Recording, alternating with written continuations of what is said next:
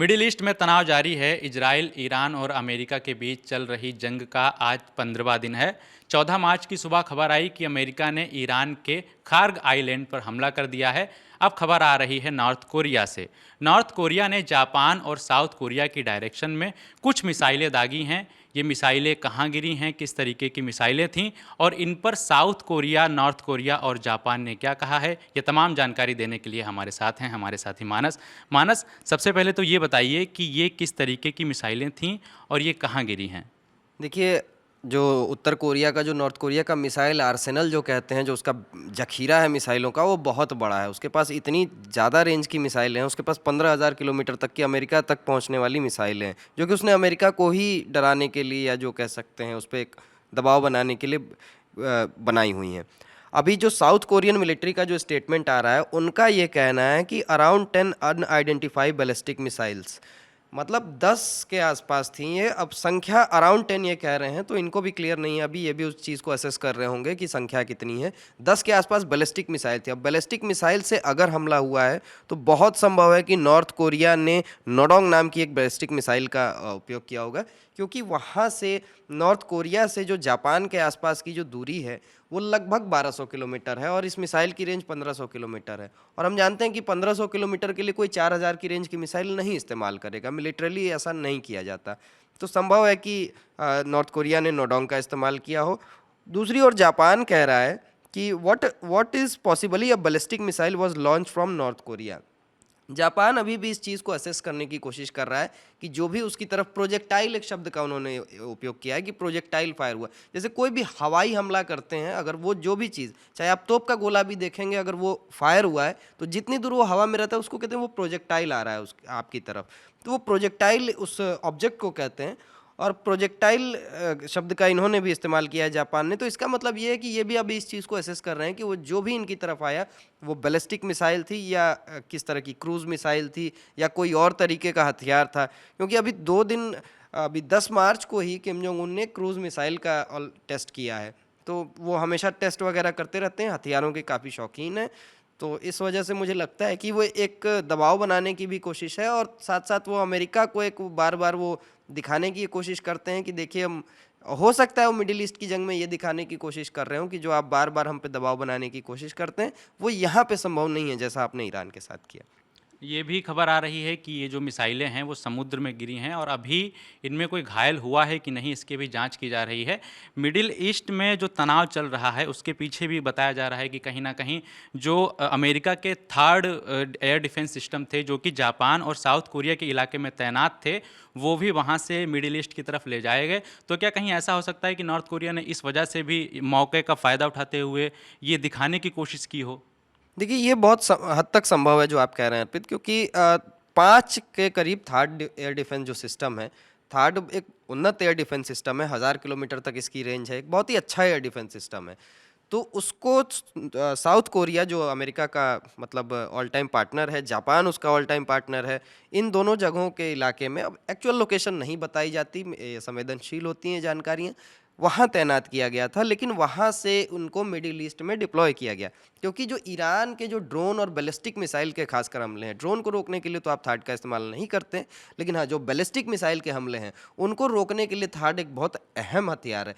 इस वजह से अगर इनको 5 सिस्टम्स को यहाँ से हटा के डिप्लॉय किया गया, तो ये संभव है कि नॉर्थ कोरिया की मिलिट्री या नॉर्थ कोरिया की जो लीडरशिप है वो ये एसेस कर रही हो, वो ये उसका अनुमान लगाने की कोशिश कर रही हो कि क्या ये मिसाइलें हटने के बाद हमारे क्या ये जो सिस्टम है, एयर डिफेंस सिस्टम है, वो हटाए जाने के बाद क्या हमारी मिसाइल्स को डिटेक्ट किया जा सकता है। हो सकता है और भी सिस्टम्स वहाँ तैनात हों। 5 को ले जाने की बात आई है, कितने सिस्टम्स इस इलाके में तैनात थे ये अमेरिका की ओर से क्लियर नहीं था, और ये बताया भी नहीं जाता है। एक और चीज़ है, अभी 2 दिन पहले एक तस्वीर आई थी, नॉर्थ कोरिया के जो लीडर हैं किम जोंग उन, उनकी अपनी बेटी के साथ एक फायरिंग रेंज में, वो स्मॉल म्यूनिशन जो होते हैं, जो छोटे हथियार को स्मॉल आर्म्स कहते हैं, वो एक पिस्टल फायर कर रही थी उनकी बेटी। तो एक वो साइकोलॉजिकल वो दिखाने की कोशिश की जाती है बार बार अमेरिका और वेस्टर्न वर्ल्ड को, क्योंकि बहुत ज़्यादा आइसोलेट करने की कोशिश की गई है नॉर्थ कोरिया को हर तरीके से।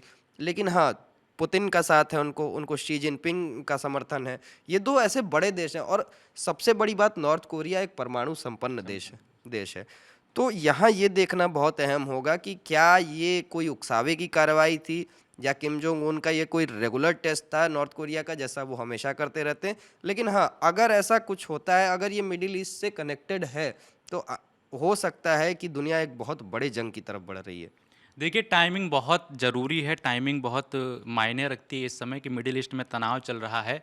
दूसरी तरफ ये भी कन्फर्म हो गया है कि बैलिस्टिक मिसाइलें थीं और इस समय साउथ कोरिया और अमेरिका के बीच संयुक्त सैन्य अभियान भी चल रहा है।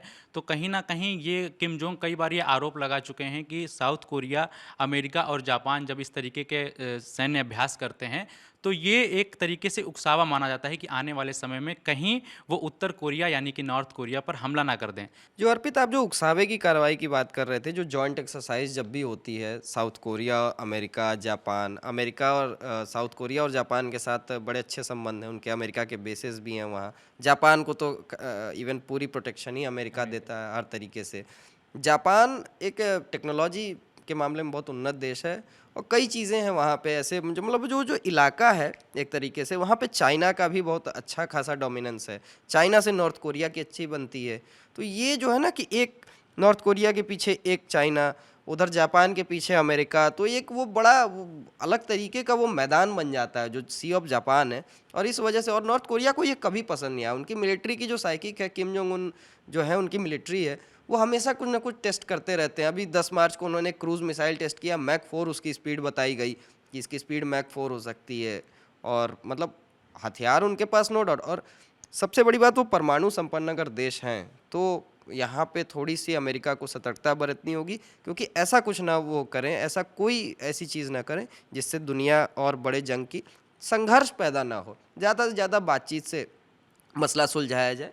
ट्रंप ने पिछले कार्यकाल में किम जोंग से बात की थी और इस कार्यकाल में भी ये खबरें आ रही थीं कि वो कुछ समय बाद किम जोंग से बातचीत करने वाले हैं, मीटिंग्स होने वाली थी। और अगर ये एक उकसावे की तरह देखा जाए या ये जानबूझ के मिसाइल दागी गई हैं, तो क्या इस पे असर पड़ सकता है? क्या ये बातचीत कभी आगे बढ़ेगी या फिर रिश्तों में खटास आ जाएगी दोनों देशों के बीच? देखिए, जानबूझकर दागी गई मिसाइलें हैं या कोई ये किसी ड्रिल का हिस्सा है, अगर ये किसी ड्रिल का हिस्सा है जो पहले से तय थी, जो उनकी मिलिट्री, देखिए कई चीज़ें ऐसी होती हैं, जैसे अब हमारी इंडियन आर्मी आप मान के चलिए कि कोई ऐसा मिसाइल टेस्ट उसको करना है या कोई ऐसा टेस्ट करना है, तो ज़रूरी नहीं कि हमारी लीडरशिप को और ऐसे चीज़ को, हालांकि नॉर्थ कोरिया ऐसा देश नहीं है, हमारे यहाँ काफ़ी, हमारे यहाँ डेमोक्रेसी है तो हमारे यहाँ की बात अलग है।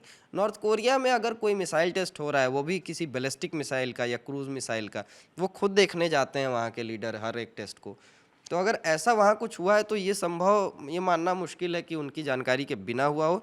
और ये कोई उकसावे की कार्रवाई थी या नहीं, अब ये तो जैसे जैसे सिचुएशन इवॉल्व होगी वैसे वैसे पता चलेगा, जैसे जैसे दोनों ओर से आधिकारिक बयान आएंगे। क्योंकि नॉर्थ कोरिया ने अभी तक खुल के इस पे कुछ कहा नहीं है कि वो क्या कर रहे थे, वो कोई टेस्टिंग कर रहे थे या वाकई में उनको ये अभ्यास पसंद नहीं आया, इस वजह से उन्होंने हमला किया, तो ये चीज़ अभी खुल के सामने नहीं आई है। जी, अभी ये तमाम तरीके के कयास लगाए जा रहे हैं, लेकिन इतना स्पष्ट है कि ये बैलिस्टिक मिसाइलें थीं। नॉर्थ कोरिया की तरफ से अभी तक इस पे कोई आधिकारिक बयान नहीं आया है कि ये जानबूझकर किया गया था या ये एक अभ्यास का हिस्सा था। अब जापान ने भी एक टीम गठित की है कि किस तरीके इस मामले की पूरी जांच करने के लिए, मिडिल ईस्ट में तनाव चल रहा है और अगर नॉर्थ कोरिया भी इस तरीके का, अगर ये उकसावे की तरह देखा जाएगा और वो भी जंग में शामिल होने की कोशिश करेगा, तो ये संघर्ष किस दिशा में जाएगा ये तो आने वाले समय में ही पता चलेगा। ये कुछ अपडेट्स थी जो हम आपके सामने लेके आए। इस मामले में जो भी जानकारी आती रहेगी हम आप तक पहुंचाते रहेंगे। मैं हूं अर्पित, हमारे साथ हैं मानस, कैमरे के पीछे हैं हमारे साथी मोहन। देश दुनिया की तमाम जानकारी के लिए देखते रहिए दी लल्लन टॉप।